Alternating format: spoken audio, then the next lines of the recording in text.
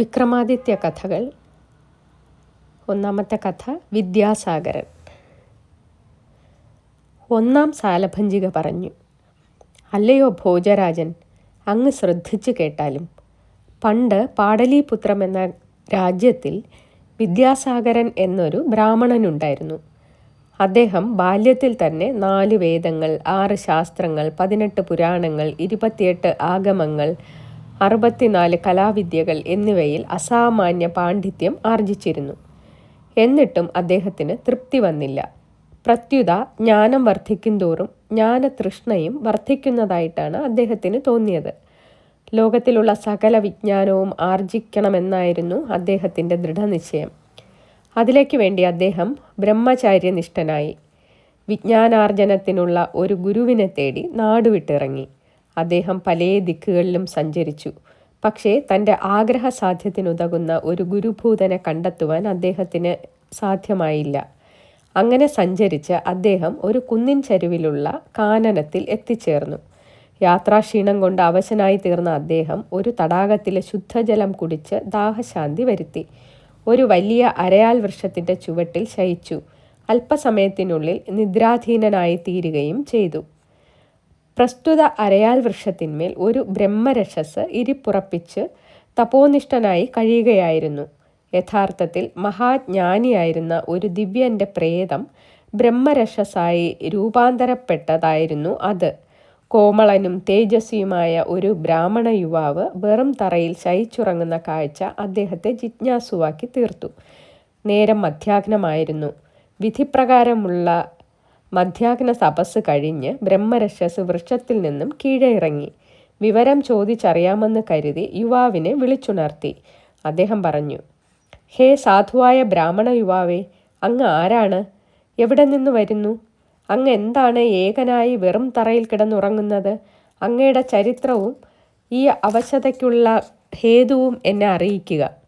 വിദ്യാസാഗരൻ കണ്ണുമിഴിച്ച് ആഗതനെ നഖശിഖാന്തം വീക്ഷിച്ചു. ഭീകര ആകാരത്തോടുകൂടി ജടാധാരിയായ ഒരു ഉഗ്രരൂപം തൻ്റെ മുന്നിൽ നിൽക്കുന്നു. അതാ ആരായിരിക്കുമെന്ന് അറിയാൻ കഴിയാതെ ബ്രാഹ്മണ യുവാവ് അല്പസമയം സംഭ്രാന്തനായി സ്ഥിതി ചെയ്തു.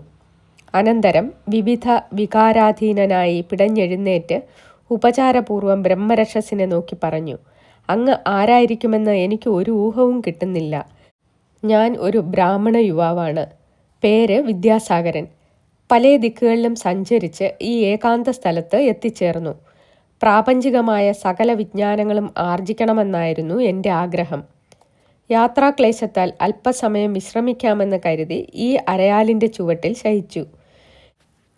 ക്ഷീണം കൊണ്ട് പെട്ടെന്ന് ഉറങ്ങിപ്പോവുകയും ചെയ്തു. ഉറക്കത്തിൽ ആരോ വിളിച്ചുണർത്തിയത് മാത്രം എനിക്ക് ഓർമ്മയുണ്ട്. ഉണർന്നു നോക്കിയപ്പോൾ അങ്ങ് മുമ്പിൽ നിൽക്കുന്നതായിട്ടാണ് കണ്ടത്. അങ്ങ് ആരായിരിക്കുമോ?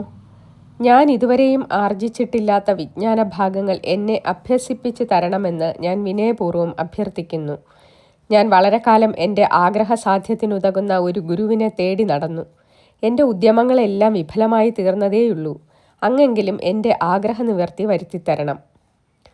ബ്രഹ്മരക്ഷസ് മറുപടി പറഞ്ഞു: അങ്ങയുടെ വിജ്ഞാനതൃഷ്ണയിൽ ഞാൻ അതീതമായി സന്തോഷിക്കുന്നു. എനിക്ക് അങ്ങയെ അതിഗഹനമായ വിജ്ഞാനം അഭ്യസിപ്പിക്കുന്നതിന് യാതൊരു വിരോധവുമില്ല. പക്ഷേ ഒരു വ്യവസ്ഥയിൽ മാത്രം. എൻ്റെ ശിക്ഷണത്തിൽ കഴിയാൻ ആഗ്രഹിക്കുന്ന പക്ഷം എൻ്റെ നിർദ്ദേശങ്ങൾ അക്ഷരം പ്രതി അനുവർത്തിച്ചിരിക്കണം. അല്ലാത്ത പക്ഷം എൻ്റെ അധ്യാപനം കൊണ്ട് അങ്ങയ്ക്ക് യാതൊരു പ്രയോജനവും ഉണ്ടാവുകയില്ല. ഞാൻ അങ്ങയുടെ നിർദ്ദേശങ്ങൾ അക്ഷരം പ്രതി അനുസരിച്ചു കൊള്ളാമെന്ന് ഉറപ്പ് നൽകുന്നു. ശരി, നിങ്ങൾ 6 മാസം എന്നോടൊന്നിച്ച് താമസിക്കണം. അത്രയും കാലം നിരാഹാരവ്രതം അനുഷ്ഠിക്കുകയും വേണം. വിശപ്പോ ദാഹമോ നിങ്ങളെ ബാധിക്കാതിരിക്കാൻ ദിവ്യശക്തിയുള്ള ഒരു മന്ത്രം ഞാൻ ഉപദേശിച്ചു തരുന്നുണ്ട്. ഈ വ്യവസ്ഥ നിങ്ങൾ സ്വീകരിക്കുന്ന പക്ഷം എനിക്കറിവുള്ളതും അത്ഭുത സിദ്ധികളുള്ളതുമായ വിജ്ഞാനം നിങ്ങൾക്ക് ഉപദേശിച്ചു തരുന്നുണ്ട്. വിദ്യാസാഗരൻ വ്യവസ്ഥകളെല്ലാം പൂർണ്ണമായി സമ്മതിച്ചു. അനന്തരം 2 പേരും ഒന്നിച്ച് അരയാൽ വൃക്ഷത്തിൽ കയറി. ബ്രഹ്മരക്ഷസ് പൂർവ്വസ്ഥാനത്തും വിദ്യാസാഗരൻ അതിന് താഴെ ഒരു ശാഖയിൽ ഇരിപ്പുറപ്പിച്ച് യഥാവിധി വിദ്യോപദേശം ആരംഭിച്ചു. ബ്രഹ്മരക്ഷസ് ഉപദേശിക്കുന്ന വിദ്യകളും മന്ത്രങ്ങളുമെല്ലാം ബ്രാഹ്മണ യുവാവ് പഠിക്കുക മാത്രമല്ല, അരയാലിലയിൽ കുറിച്ചെടുത്ത് ഗ്രന്ഥരൂപത്തിൽ സൂക്ഷിക്കുകയും ചെയ്തു. അങ്ങനെ ബ്രഹ്മരക്ഷസ് വ്യവസ്ഥ ചെയ്തിരുന്ന പ്രകാരം 6 മാസക്കാലം അവരുടെ ഗുരുശിക്ഷ ബന്ധം തുടർന്നു. അവർക്ക് വേർപെടാനുള്ള സമയം സമാഗതമായി. ഒരു സുപ്രഭാതത്തിൽ ഗുരു ശിഷ്യനെ വിളിച്ചു പറഞ്ഞു, വത്സ, നമ്മുടെ വ്യവസ്ഥ അനുസരിച്ചുള്ള 6 മാസം ഇതാ പൂർത്തിയായിരിക്കുന്നു. അങ്ങ് ഒരു മാതൃകാ ശിക്ഷൻ എന്ന പേർ ആർജിച്ചിരിക്കുന്നു. ഇനി എനിക്ക് ഇവിടെ ഒരു നിമിഷവും താമസിക്കാൻ നിർവാഹമില്ല. ഇന്ന് ഉച്ചയോടുകൂടി ഞാൻ പരലോകത്തേക്ക് യാത്രയാവുകയാണ്. നമ്മുടെ വ്യവസ്ഥ അനുസരിച്ച് അങ്ങയുടെ വിദ്യാഭ്യാസം പൂർത്തിയായിരിക്കുന്നു.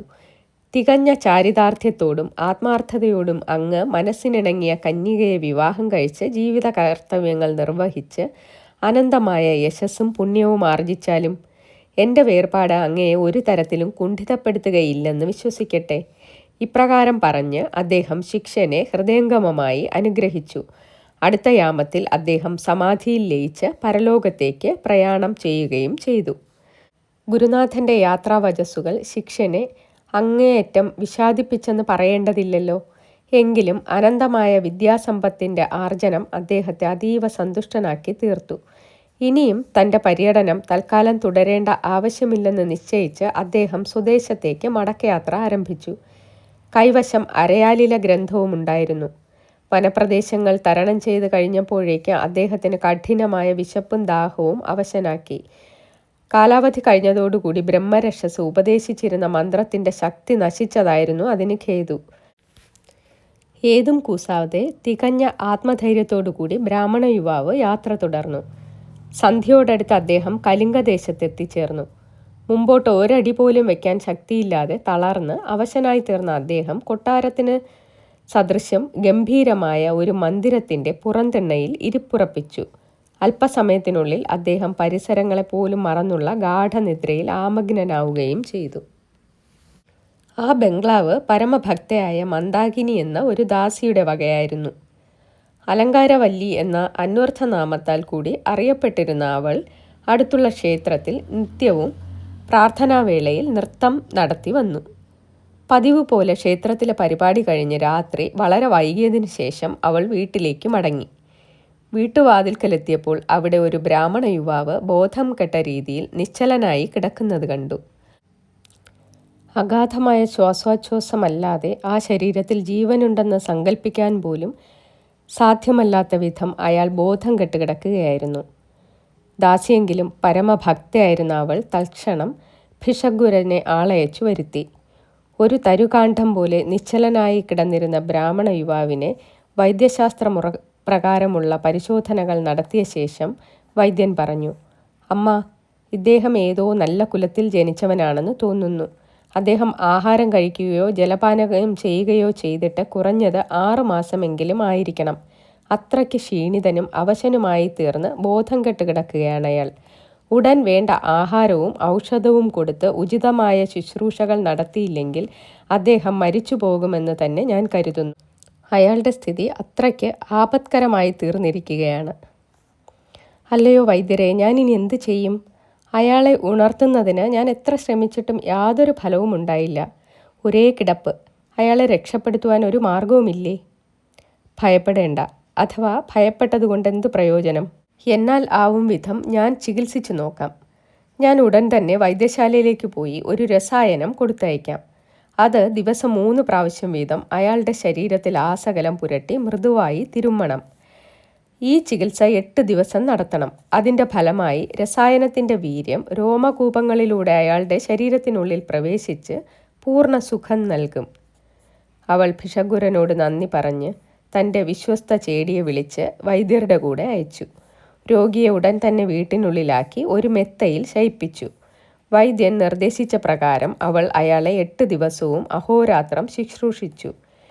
ഏവും വിധമുള്ള ശുശ്രൂഷയുടെയും ഔഷധപ്രയോഗത്തിൻ്റെയും ഫലമായി 8ാം ദിവസം കഴിഞ്ഞപ്പോൾ രോഗി സാവധാനം എഴുന്നേറ്റിരുന്നു. മണിക്കൂറുകൾക്കുള്ളിൽ അദ്ദേഹം പൂർവാധികം തേജസ്വിയായി തീർന്നു. കഴിഞ്ഞ 6 മാസക്കാലത്തിനുള്ളിൽ തൻ്റെ ദേശാടനം, സംഭ്രമജനകവും വിസ്മയാവഹവുമായ അനുഭൂതികൾ, ബ്രഹ്മരക്ഷസുമായുള്ള സഹവർത്തിത്വം മുതലായവയുടെ സ്മരണകൾ മിന്നൽ പിണരിൻ്റെ വേഗത്തോടുകൂടി അദ്ദേഹത്തിൻ്റെ ചിത്തത്തിലൂടെ പാഞ്ഞു. തൽക്ഷണം അവിടം വിട്ടകലുവാൻ അദ്ദേഹത്തിൻ്റെ ചിത്തം പിടഞ്ഞു. അദ്ദേഹത്തിൻ്റെ ഉദ്യമം ഗ്രഹിച്ച മന്ദാകിനി അദ്ദേഹത്തെ തടഞ്ഞുകൊണ്ട് പറഞ്ഞു, അല്ലയോ ബ്രാഹ്മണ യുവാവേ, അങ്ങയുടെ സംരംഭം എന്താണ്? മാരകമായ ശാരീരിക അസ്വാസ്ഥ്യത്തിൽപ്പെട്ട് അവശനായി കിടന്നിരുന്ന അങ്ങയെ ഞാൻ രാപ്പകൽ ശുശ്രൂഷിച്ച് ജീവാപായത്തിൽ നിന്നും രക്ഷപ്പെടുത്തി. എന്നിട്ട് എന്നോട് ഒരു നന്ദി വാക്ക് പറയുവാനുള്ള മര്യാദ പോലും അങ്ങേക്ക് ഉണ്ടായില്ല. ഇപ്പോൾ പൂർണ്ണ സുഖം പ്രാപിച്ചപ്പോൾ ഇവിടെ നിന്ന് പലായനം ചെയ്യാനാണ് ഉദ്യമം. ഏറ്റവും ഉചിതമായിരിക്കുന്നെന്ന് സമ്മതിച്ചേ തീരൂ. ബ്രാഹ്മണ യുവാവ് ഒരക്ഷരം മറുപടി പറഞ്ഞില്ല. എങ്ങനെയെങ്കിലും എത്രയും വേഗം അവിടെ നിന്ന് പലായനം ചെയ്യാനായിരുന്നു അദ്ദേഹത്തിൻ്റെ ചിന്ത. പക്ഷേ മന്ദാകിനി അയാളെ അവിടെ നിന്നും നിഷ്ക്രമിക്കുവാൻ ഒരു വിധത്തിലും അനുവദിച്ചില്ല. എന്താ, ഒരു യാത്രയ്ക്കുള്ള ഒരുക്കമാണെന്ന് തോന്നുന്നല്ലോ? അവൾ പകുതി അർത്ഥഗർഭമായും പകുതി പരിഹാസമായും ചോദിച്ചു. അതെ മന്ദാകിനി, ഞാൻ നാട്ടിൽ നിന്ന് പുറപ്പെട്ടിട്ട് മാസങ്ങൾ പലതായില്ലേ. ഉറ്റവരെയും ഉടയവരെയുമൊക്കെ കാണാൻ ആഗ്രഹമില്ലാതിരിക്കുമോ? ഭവതിയുടെ നിതാന്ത ശുശ്രൂഷയുടെ ഫലമായി ഞാൻ പൂർണ്ണ സുഖം പ്രാപിച്ചു. ഇനിയെങ്കിലും നാട്ടിലേക്ക് മടങ്ങാതിരിക്കുന്നത് എത്ര വലിയ അനൗചിത്യമായിരിക്കും. ഹോ, സരസമായ പദപ്രയോഗം! ആസന്നമരണനായി കിടന്ന അവസരത്തിൽ ഉറ്റവരും ഉടയവരും ഒക്കെ എവിടെയായിരുന്നു? എന്നാൽ ഞാൻ ഖണ്ഡിതമായി പറയുന്നു, അങ്ങയെ ഇപ്പോൾ ഇവിടെ നിന്ന് അയക്കാൻ നിർവാഹമില്ല. എന്തുകൊണ്ട്? ഭവതിയോട് ഞാൻ എന്നേക്കും കടപ്പെട്ടിരിക്കുന്നു, സമ്മതിക്കാം. പക്ഷേ എന്നെ സംബന്ധിക്കുന്ന കാര്യങ്ങളിൽ എനിക്ക് പരിപൂർണ സ്വാതന്ത്ര്യം തടയുവാൻ ആർക്കും അവകാശമില്ല. അതിന് ആരും പരിശ്രമിക്കുന്നത് ശരിയുമല്ല. ഭവതി എനിക്ക് ചെയ്തു തന്ന ഉപകാരത്തിന് ഏതവസരത്തിലും പ്രത്യുപകാരം ചെയ്യുവാൻ ഞാൻ സന്നദ്ധനായിരിക്കുന്നു. ചോദിച്ചു കൊള്ളുകയേ വേണ്ടൂ. അതിന് തക്ക സന്ദർഭം വരട്ടെ, അപ്പോൾ ഞാൻ ചോദിച്ചു കൊള്ളാം. അല്ലയോ ബ്രാഹ്മണശ്രേഷ്ഠ, ഞാൻ അങ്ങയെ നിരന്തരം ശുശ്രൂഷിച്ച് മരണവക്ത്രത്തിൽ നിന്ന് രക്ഷിച്ച് പൂർണ്ണ ആരോഗ്യവാനാക്കി തീർത്തത് യാതൊരു സ്വാർത്ഥ ഉദ്ദേശവുമില്ലാതെ ആണെന്നായിരിക്കും അങ്ങ് ധരിച്ചിരിക്കുന്നത്. എന്നാൽ ഞാൻ പറയാം, സ്ത്രീ സഹജമായ ലജ്ജയും സങ്കോചവും നീക്കിവെച്ച് തുറന്നു തന്നെ പറയാം, ഞാൻ അങ്ങയെ വിവാഹം കഴിക്കാൻ ഉദ്ദേശിക്കുന്നു. ശിവശിവ! ബ്രാഹ്മണൻ കരാങ്കുലികൾ കൊണ്ട് ചെവി രണ്ടും പൊത്തി ഉച്ചരിച്ചു. അല്ലയോ സ്ത്രീരത്നമേ, ഭവതിയെ വിവാഹം കഴിക്കത്തക്ക യാതൊരു യോഗ്യതയും എനിക്കില്ല. അപ്രകാരം ഒരു നിമിഷം ചിന്തിക്കുന്നത് പോലും തുലോം അപഹാസ്യമായിരിക്കും. അദ്ദേഹത്തിൻ്റെ വാദമുഖങ്ങളൊന്നും അവൾക്ക് സ്വീകാര്യമായില്ല. നിഷ്കാമ കർമ്മത്തിൻ്റെയും സമസൃഷ്ടി സേവനത്തിൻ്റെയും മഹത്വത്തെപ്പറ്റി അദ്ദേഹം ഏറ്റവും വാചാലതയോടുകൂടി പ്രഭാഷണം നടത്തി. പക്ഷേ അദ്ദേഹത്തിൻ്റെ വാദമുഖങ്ങളൊന്നും പ്രേമാതുരയായി തീർന്നിരിക്കുന്ന അവളുടെ കർണങ്ങളിൽ ഏശിയില്ല. നിഷ്കാമ കർമ്മം ഒരു ആദർശം മാത്രമാണ് പ്രഭോ. സമസൃഷ്ടി സേവനം പവിത്രമായ ഒരു കർത്തവ്യവും. അതൊക്കെ സമ്മതിച്ചു. പക്ഷേ നിഷ്കാമ കർമ്മവും സമസൃഷ്ടി സേവനവുമെല്ലാം ഒരു ദിശയിലേക്ക് മാത്രം സഞ്ചരിക്കാനുള്ള പാതകളല്ലെന്ന് അങ്ങ് മനസ്സിലാക്കണം. അങ്ങ് തുറന്ന മനസ്സോടുകൂടി എൻ്റെ നിവേദനം ശ്രവിച്ചാലും. എനിക്കിപ്പോൾ വയസ്സ് 22 കഴിഞ്ഞിരിക്കുന്നു. സകല സുഖാനുഭൂതികളും വിലയ്ക്ക് വാങ്ങാനുള്ള സ്വത്ത് എനിക്കുണ്ട്. അതുപോലെ തന്നെ എൻ്റെ ജീവിത സഖാവിന് ഐഹിക നിർവൃതി അരുളുവാനുള്ള ആരോഗ്യവും അനുഭോക്താവിനെ ഒരിക്കലും ചെടിപ്പിക്കാത്ത സൗന്ദര്യവും. സുകുമാര കലകളിൽ ഞാൻ ഏതൊരു ദേവകന്യകയെയും അസൂയപ്പെടുത്തക്ക പ്രാവീണ്യം ആർജിച്ചിട്ടുണ്ട്. എന്നിട്ടും ഇതുവരെയും ഞാൻ ഭർത്തൃമതി ആയിട്ടില്ല. സകല യോഗ്യതകളും തികഞ്ഞ പല യുവാക്കന്മാരും എൻ്റെ പാണിഗ്രഹണം കൊതിച്ച് അതിലേക്ക് നേരിട്ടും ദൂതന്മാർ മുഖാന്തരവും എന്നെ സമീപിച്ചിട്ടുണ്ട്. അവരിൽ ആരിലും എൻ്റെ ഹൃദയം ലയിച്ചിട്ടില്ല. അവിവാഹിതയായി സ്വതന്ത്ര ജീവിതം നയിക്കണമെന്നായിരുന്നു എൻ്റെ ആഗ്രഹം. പക്ഷേ അങ്ങയെ കണ്ട നിമിഷം മുതൽ ഞാൻ അപഹൃത ചിത്തവൃത്തയായി തീർന്നിരിക്കുന്നു. അങ്ങയിൽ ജീവിതാർപ്പണം ചെയ്ത് സർവ്വവിധ സുഖാനുഭോഗങ്ങളും ആസ്വദിച്ച് രമിക്കണമെന്ന് ഞാൻ തീവ്രമായി അഭിലഷിക്കുന്നു. ഞാൻ ജീവിതത്തിൽ കാംക്ഷിക്കുന്ന സകലതും അങ്ങയിൽ കണ്ടെത്തുന്നതോടൊപ്പം അങ്ങയുടെ ജീവിതം സ്വർഗതുല്യം പരമാനന്ദപ്രദമാക്കുവാൻ എനിക്ക് സാധ്യമാകുമെന്ന് അങ്ങ് ദൃഢമായി വിശ്വസിച്ചാലും. നമുക്ക് രതിമന്മഥന്മാരെ പോലെ ആയുശിഷ്ടം ആനന്ദിച്ച് നിർവൃതി കൊള്ളാം. അങ്ങ് ഈ എളിയ ദാസിയെ, അങ്ങയുടെ നിതാന്ത ശുശ്രൂഷികയെ നിഷ്കരണം ഉപേക്ഷിക്കരുതേ, അരുതേ. വിദ്യാസാഗരൻ ധർമ്മസങ്കടത്തിലായി. കുറേ സമയം ഗാഠചിന്തയിൽ ആമഗ്നനായിരുന്നതിന് ശേഷം അദ്ദേഹം പറഞ്ഞു, ഭവതിയുടെ അപേക്ഷ എന്നെ ഏറ്റവും വിഷാദിപ്പിച്ചിരിക്കുന്നു. അതിൻ്റെ ഗൗരവം ഭവതി അറിയുന്നില്ലെന്നത് തന്നെ ഞാൻ കരുതുന്നു. ഒരു വിധത്തിലും എനിക്ക് അത് സ്വീകരിക്കാൻ നിർവാഹമില്ല. ഞാൻ എന്തു ചെയ്യട്ടെ? അവൾ ഉദ്യോഗത്തോടു കൂടി ആരാഞ്ഞു. എന്നെ കൈക്കൊള്ളുന്നതിൽ അങ്ങയ്ക്ക് എന്ത് തടസ്സമാണുള്ളത്? ഞാൻ കൂടെ അറിയട്ടെ. എന്തായിരുന്നാലും നമുക്ക് പരിഹാരമുണ്ടാക്കാമെന്ന് ദൃഢമായി വിശ്വസിച്ചാലും. യുവാവ് പ്രതിവചിച്ചു.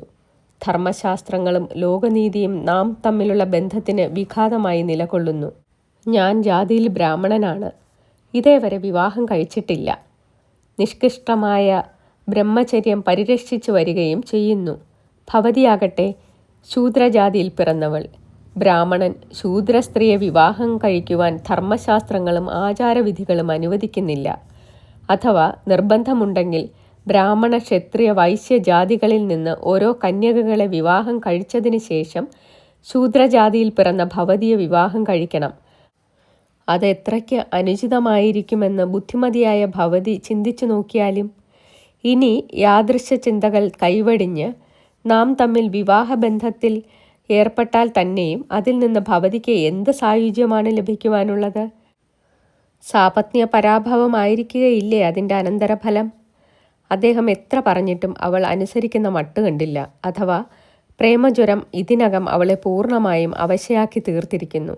അവൾ സങ്കടം പറഞ്ഞു. ശരി, അതിനും നമുക്ക് പരിഹാരമുണ്ട്. നമുക്ക് നമ്മുടെ സങ്കടം രാജധാനിയിൽ ബോധിപ്പിക്കാം. ധർമ്മശാസ്ത്ര വിചാരകനും നീതിശാസ്ത്ര നിപുണനുമായ അദ്ദേഹം തീർച്ചയായും ഇക്കാര്യത്തിൽ ഉഭയകക്ഷികൾക്കും സ്വീകാര്യമായ ഒരു തീരുമാനം കൈക്കൊള്ളുമെന്ന് തീർച്ച.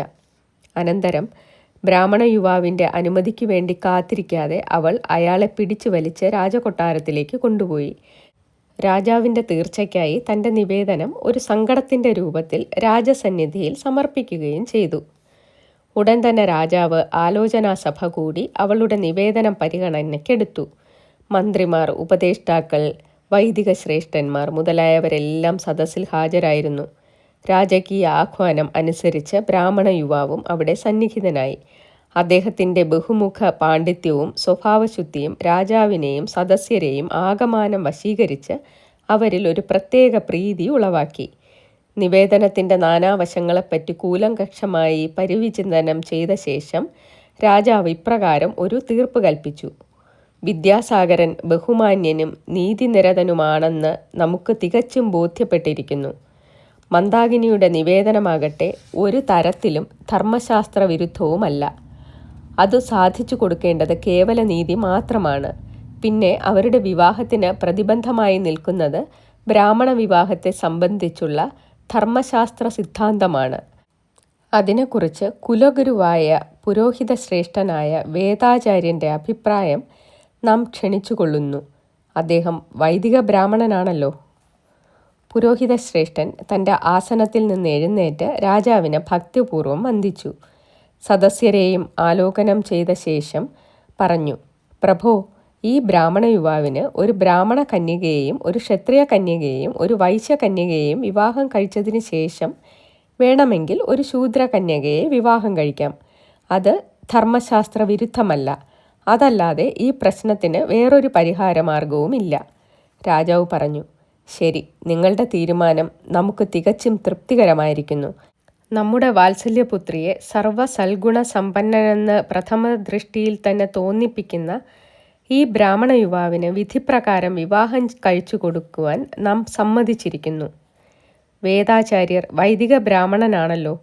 അദ്ദേഹം തൻ്റെ പുത്രിയെയും വൈശ്യനായ എൻ്റെ ഉത്തമ സ്നേഹിതൻ സോമശേഖരൻ സ്വപുത്രിയെയും കൂടി അദ്ദേഹത്തിന് വിവാഹം കഴിച്ചു കൊടുക്കട്ടെ. അതിനുശേഷം ധർമ്മശാസ്ത്ര വിധികൾക്ക് യാതൊരു ഭംഗവും കൂടാതെ ഇദ്ദേഹത്തിന് മന്ദാകിനിയെ വിവാഹം കഴിക്കുകയും ചെയ്യാം. സദസ്യർ ഏകകണ്ഠമായി ആ അഭിപ്രായത്തോട് യോജിച്ചു. എന്നിട്ടും സദാചാരനിരതനായ ബ്രാഹ്മണ യുവാവിന് തൃപ്തി വന്നില്ല. ആദർശത്തിനും സദാചാരത്തിനും വേണ്ടി നിലകൊണ്ടിരുന്ന താൻ ബഹുഭാര്യ വ്രതക്കാരനാകുക, വേലി തന്നെ വിളവ് തിന്നുക, അദ്ദേഹത്തിന് അതേപ്പറ്റി ചിന്തിക്കാൻ തന്നെ പ്രയാസമായിരുന്നു. ഒടുവിൽ രാജാവ് തന്നെ സമയോചിതമായ ഉപദേശങ്ങൾ കൊണ്ട് അദ്ദേഹത്തിന് മാനസാന്തരം വരുത്തി. അടുത്ത മുഹൂർത്തത്തിൽ രാജപുത്രിയായ കലാവതി, മന്ത്രിയുടെ പുത്രിയായ മാലതി, കുലപതിയുടെ പുത്രി സുമംഗല, ശൂദ്രജാതിയിൽ പിറന്ന അലങ്കാരവല്ലി മന്ദാകിനി എന്നീ ചാതുർവർണ്ണങ്ങളിൽപ്പെട്ട കന്യകകളെ വിദ്യാസാഗരനെ കൊണ്ട് വിവാഹം കഴിപ്പിക്കുവാൻ നിശ്ചയിച്ചിരിക്കുന്ന വിവരം രാജാവ് നിറസദസ്സിൽ പ്രഖ്യാപിക്കുകയും ചെയ്തു. രാജകീയ കൽപ്പന അനുസരിച്ച് നിശ്ചിത മുഹൂർത്തത്തിൽ തന്നെ വിവാഹം നടത്താനുള്ള ഒരുക്കങ്ങൾ ദ്രുതഗതിയിൽ ആരംഭിച്ചു. രാജധാനി മുഴുവൻ അതിമനോഹരമാവണ്ണം അലങ്കരിക്കപ്പെട്ടു. ഇക്കാര്യത്തിൽ പ്രജാവലി ഒരു കിടമത്സരം തന്നെ നടത്തി. രാജ്യത്തിലെങ്ങും അത്യാഡംബരപൂർവകമായ ഒരു മഹോത്സവത്തിൻ്റെ പ്രതീതിയുളവാക്കി. മുഹൂർത്ത സമയം അടുത്തു. ചക്രവർത്തിയുടെ പ്രതാപം വിളിച്ചറിയിക്കുന്ന ആചാരവെടികൾ 8 ദിക്കും പൊട്ടുമാറ് മുഴങ്ങി. വിവാഹമുഹൂർത്തം സമാഗതമായി. നവവരനായ വിദ്യാസാഗരൻ സർവാലങ്കാര വിഭൂഷിതനായി വിവാഹമണ്ഡപത്തിലേക്ക് ആനയിക്കപ്പെട്ടു.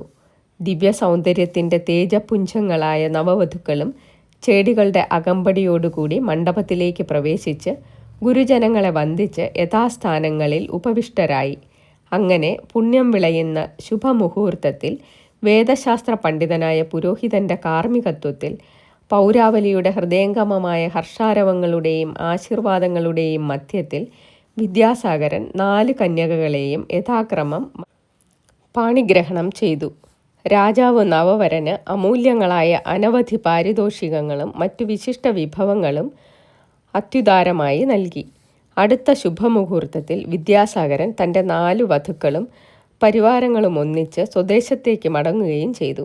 അങ്ങനെ വിദ്യാസാഗരൻ ബ്രഹ്മചര്യം വിട്ട് ഗൃഹസ്ഥാശ്രമ ജീവിതം കൈക്കൊണ്ട് പൂർവാധികം യശസ്വിയും തേജസ്വിയുമായി വിരാജിച്ചു. അദ്ദേഹത്തിന് ആരോടും പരിഭവപ്പെടേണ്ട യാതൊരാവശ്യവും ഉണ്ടായില്ല. എന്തെന്നാൽ കാമിതങ്ങളെല്ലാം അദ്ദേഹത്തിന് യഥേഷ്ടം ലഭിച്ചു. കലിംഗരാജൻ്റെ നിർദ്ദേശാനുസരണം പ്രത്യേകം തയ്യാർ ചെയ്തിരുന്ന ഒരു മണിമന്ദിരത്തിലാണ് അദ്ദേഹം തൻ്റെ നവവധുക്കളും ഒന്നിച്ച് പാർത്തുവന്നത്. കാലം കുറേ കടന്നുപോയി. യഥാകാലം ആദ്യ ഭാര്യയായ ബ്രാഹ്മണ സ്ത്രീ ഒരു ആൺകുട്ടിയെ പ്രസവിച്ചു. ആ കുട്ടിക്ക് വരരുചി വല്ലഭൻ എന്ന് പേരിട്ടു. പിന്നെ രണ്ടാമത്തെ പത്നി പ്രസവിച്ചതും ഒരു ആൺകുട്ടിയായിരുന്നു. അതിന് വിക്രമാദിത്യൻ എന്ന് നാമകരണം ചെയ്തു. അനന്തരം വൈശ്യസ്ത്രീയിൽ ജനിച്ച ആൺകുട്ടിക്ക് ഭട്ടി എന്ന പേര് കൊടുത്തു. 4ാമത് ദാസിയായ മന്ദാകിനി പ്രസവിച്ച ആൺകുട്ടിക്ക് ഭർതൃഹരി എന്ന് നാമകരണം ചെയ്തു. കുമാരന്മാർ 4 പേരും ഏകോദര സഹോദരന്മാരെ പോലെ വളർന്നു വന്നു. അവരുടെ ജാതകം, ചൗളം മുതലായ കർമ്മങ്ങൾ യഥാകാലം നിർവഹിച്ചു. ശൂദ്രമാതാവിൽ ജനിച്ച ഭർതൃഹരി ഒഴിച്ച് മറ്റു 3 പേരുടെയും ഉപനയന കർമ്മവും നടത്തി. ഗുരുകുല വിദ്യാഭ്യാസവും ആയോധന പരിശീലനവും ഒന്നിച്ചു തന്നെ നടന്നു. ബാല്യത്തിൽ തന്നെ അവർ 3 പേരും സകല കലകളിലും ആശ്ചര്യകരമായ പ്രാവീണ്യവും ബുദ്ധിസാമർഥ്യവും പ്രകടിപ്പിച്ചു. അങ്ങനെ ചുരുങ്ങിയ കാലം കൊണ്ട് അവർ സകല ജനങ്ങളുടെയും കണ്ണിലുണ്ണികളായി തീരുകയും ചെയ്തു. ഇങ്ങനെ കാലങ്ങൾ കുറേ കടന്നുപോയി. കലിംഗ രാജാവും വിദ്യാസാഗരൻ്റെ ശ്വശുരനുമായ ശുദ്ധവർമ്മൻ വാർദ്ധക്യം പ്രാപിച്ചു. ആണായിട്ടോ പെണ്ണായിട്ടോ വേറെ സന്താനങ്ങളൊന്നുമില്ലാതിരുന്ന അദ്ദേഹം വിദ്യാസാഗരനെ കലിംഗ രാജാവായി അഭിഷേകം ചെയ്തു. ഏറെ താമസിയാതെ അദ്ദേഹം നാട് നീങ്ങുകയും ചെയ്തു. വിദ്യാസാഗരൻ്റെ ഭരണകാലം കലിംഗ രാജ്യത്തിൻ്റെ ചരിത്രത്തിൽ ഒരു സുവർണ കാലഘട്ടം തന്നെയായിരുന്നു. രാജ്യഭരണത്തിലും മറ്റ് ലൗകിക വ്യവഹാരങ്ങളിലും നിറഞ്ഞ പണ്ഡിതനായിരുന്ന അദ്ദേഹം ശാസ്ത്രവിധികളിൽ നിന്ന് അളവ് വ്യതിചലിക്കാതെ തികഞ്ഞ നീതിനിഷ്ഠയോടുകൂടി രാജ്യം ഭരിച്ച് ചുരുങ്ങിയ കാലം കൊണ്ട് ഒരു മാതൃകാ രാജാവെന്ന പേര് സമ്പാദിച്ചു. നവമായ പരിതസ്ഥിതികളിൽ യുവരാജാക്കന്മാർ 4 പേർക്കും തങ്ങളുടെ നൈസർഗികമായ കഴിവുകൾ വികസിപ്പിക്കാൻ സുവർണ സന്ദർഭം ലഭിച്ചു. അവർ ഓരോരുത്തരും മറ്റുള്ളവരെ വെല്ലുവിളിക്കുമാറുള്ള സാമർഥ്യവും നയോപായ ചതുരതയും പ്രകടിപ്പിച്ച് വിഖ്യാതരായിത്തീരുകയും ചെയ്തു. യഥാകാലം വിദ്യാസാഗരനും വാർദ്ധക്യദശയെ പ്രാപിച്ചു. ആസന്ന മരണനായി കിടക്കുന്ന അദ്ദേഹത്തിൻ്റെ സമീപം പുത്രന്മാർ 4 പേരും അണഞ്ഞ് ആവും മട്ട് ശുശ്രൂഷിച്ചു. രോഗത്തിന് യാതൊരു ശമനവും ഉണ്ടാകുന്നില്ലെന്ന് കണ്ടപ്പോൾ അവർ കഠിന ശോകത്താൽ ആമഗ്നരായി. തങ്ങളുടെ പിതാവ് ഇനി രോഗവിമുക്തനാകില്ലെന്ന് അവർക്ക് ബോധ്യം വന്നു. പെട്ടെന്ന് വിദ്യാസാഗരൻ കണ്ണുകൾ വിശാലമായി വിടർത്തി കട്ടിൽ തലയ്ക്കൽ നിന്നിരുന്ന തൻ്റെ പുത്രന്മാരുടെ മുഖങ്ങൾ ചിന്താപരവശതയോടുകൂടി ആലോകനം ചെയ്തു. ഏതോ ദൈവികമായ പ്രചോദനത്താൽ എന്നവണ്ണം അദ്ദേഹം ഭർതൃഹരിയുടെ മുഖത്ത് തൻ്റെ ദൃഷ്ടികൾ പതിച്ചു. അദ്ദേഹത്തിൻ്റെ കണ്ണുകളിലൂടെ ബാഷ്പം കടന്നൊഴുകി. തൻ്റെ മരണാനന്തരം ശൂദ്ര സ്ത്രീയിൽ ജനിച്ച പുത്രനായ ഭർതൃഹരി രാജ്യാവകാശമോ രാജകീയ അധികാരങ്ങളോ യാതൊന്നുമില്ലാതെ അനാഥനായി തീരുമല്ലോ എന്ന ചിന്തയാണ് രാജാവിനെ ശോകാകുലനാക്കിയത്. പോരെങ്കിൽ ദാസിയിൽ തനിക്ക് ലഭിച്ച പുത്രന് പുത്രസന്താനങ്ങൾ ഉണ്ടാകുന്ന പക്ഷം അത് ബ്രാഹ്മണനായ തനിക്ക് നരകഹേതുവായി തീരുമെന്ന സ്മൃതിശാസനവും അദ്ദേഹത്തെ അത്യധികം ക്ലേശിപ്പിച്ചു. ഭർതൃഹരിയുടെ പേരിലുള്ള സ്നേഹാധിക്യമാണ് പിതാവിൻ്റെ കണ്ണുനീരിന് ഹേതുവാ എന്നായിരുന്നു മറ്റു പുത്രന്മാർ സങ്കല്പിച്ചത്. പക്ഷേ കൂർമ്മബുദ്ധിയും പരേങ്കിത ജ്ഞാനികളിൽ അദ്വിതീയനുമായ ഭർതൃഹരിക്ക് പിതൃശോകത്തിൻ്റെ ഹേതു ഊഹിച്ചറിയുവാൻ ഏതും പ്രയാസമുണ്ടായില്ല. അദ്ദേഹം സ്വപിതാവിനെ അഭിസംബോധന ചെയ്തുകൊണ്ട് സ്ഫുടവും ദൃഢവുമായ സ്വരത്തിൽ പറഞ്ഞു: അഭിവന്ദ്യനായ പിതാവേ, അങ്ങയുടെ മനസ്സിനെ പീഡിപ്പിക്കുന്ന ചിന്ത എന്താണെന്ന് അവിടുത്തെ വാത്സല്യപുത്രനായ ഞാൻ തികച്ചും മനസ്സിലാക്കുന്നു. അങ്ങയുടെ മരണശേഷം ഞാൻ രാജ്യത്തിനു വേണ്ടി എൻ്റെ സഹോദരന്മാരായി ശണ്ട കൂടുമോ എന്ന് അങ്ങ് ഭയപ്പെടുക സ്വാഭാവികം മാത്രമാണ്. അതിനു പുറമെ കേവലം ഒരു നർത്തകിയായിരുന്ന ശൂദ്ര സ്ത്രീയിൽ പിറന്ന ഞാൻ വിവാഹം കഴിക്കുകയും അതിൽ എനിക്ക് സന്താനങ്ങൾ ഉണ്ടാവുകയും ചെയ്യുന്ന പക്ഷം അങ്ങയ്ക്ക് മോക്ഷലബ്ധി നിഷേധിക്കപ്പെട്ടേക്കുമെന്ന് ഭയപ്പെടുന്നതിലും തെറ്റില്ല. എനിക്ക് രാജ്യഭാരത്തിൽ അശേഷം താല്പര്യമില്ല. അതുപോലെ തന്നെ ക്ഷണികങ്ങളും നാശഹേതുകങ്ങളുമായ ലൗകിക സുഖങ്ങളിലും. അതുകൊണ്ട് ഈ പരമപവിത്രമായ സന്നിധാനത്തിൽ വെച്ച് ഞാനിതാ പ്രതിജ്ഞ ചെയ്യുന്നു. ഞാൻ ആ മരണം അവിവാഹിതനായി കഴിയുന്നതാണ്. അതല്ല ഏതെങ്കിലും പ്രലോഭനത്തിൽപ്പെട്ട് അഥവാ രാജ്യശ്രേയസ്സിനെ മാത്രം ലാക്കാക്കി ഞാൻ വിവാഹം കഴിക്കാൻ നിർബന്ധിതനായി തീർന്നാൽ തന്നെയും എനിക്ക് സന്താനങ്ങൾ ഉണ്ടാകാതിരിക്കാൻ ഞാൻ പ്രത്യേകം ശ്രദ്ധിച്ചു കൊള്ളാം. ഇത് സത്യം, സത്യം, സത്യം. മഹത്തായ ത്യാഗത്തിൻ്റെ പരമോത്കൃഷ്ടമായ ഈ ബഹിർപ്രകടനം വിദ്യാസാഗരനെ എത്രമാത്രം ആശ്വസിപ്പിച്ചെന്ന് പറയാവതല്ല. അദ്ദേഹം തികഞ്ഞ ആത്മസംതൃപ്തിയോടുകൂടി മൃദുവായി പുഞ്ചിരി തൂക്കിക്കൊണ്ട് തൻ്റെ മറ്റു 3 പുത്രന്മാരെ നോക്കി പറഞ്ഞു: അല്ലയോ വാത്സല്യഭാജനങ്ങളായ അരുമ കുമാരന്മാരെ, ഭർതൃഹരിയുടെ വാക്കുകൾ നിങ്ങൾ സശ്രദ്ധം ശ്രവിച്ചിരിക്കുമല്ലോ. നിങ്ങളുടെ അമ്മമാരെ എന്നെക്കൊണ്ട് വിവാഹം കഴിപ്പിക്കുവാൻ ഇടവരുത്തിയത് ഭർതൃഹരിയുടെ സുശീലയും ത്യാഗസമ്പന്നയുമായ മാതാവാണെന്ന വസ്തുത നിങ്ങൾ ഒരിക്കലും മറക്കരുത്. അതുകൊണ്ട് ഞാൻ ജീവിച്ചിരിക്കുമ്പോൾ തന്നെ നിങ്ങൾ ഭർതൃഹരിയെ രാജാവായി അഭിഷേകം ചെയ്യണം.